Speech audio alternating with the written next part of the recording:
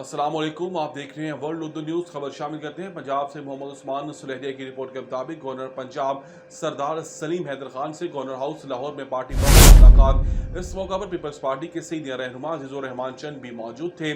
Aqib server, Malik Kamran और दीगर भी मौजूद थे।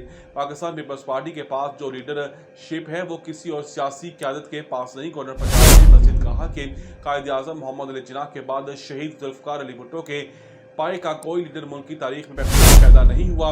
जब बेनज़ीर भुट्टो शहीद हुई तो पूरी दुनिया ने इस बात को तस्लीम किया कि पाकिस्तान की सियासत में लीडरशिप का खला पैदा हो गया है। मौजूदा हुकूमत सदर मुमलिकत आसिफ अली जरदारी के सियासी विजन की वजह से चल रही है। बिलावल भुट्टो ने पूरी दुनिया में साबित किया कि वो शहीद जुल्फ़िकार अली भुट्टो का नवासा और शहीद बेनज़ीर भुट्टो का बेटा है। गवर्नर पंजाब ने मज़ीद कहा कि बिलावल भुट्टो जरदारी मुल्क के वज़ीर आज़म बनेंगे और मुल्क को चैलेंजेस से निकालेंगे। गवर्नर पंजाब ने हकीकी मायनों में गवर्नर हाउस को पार्टी वर्कर्स और अवाम के लिए खोला है।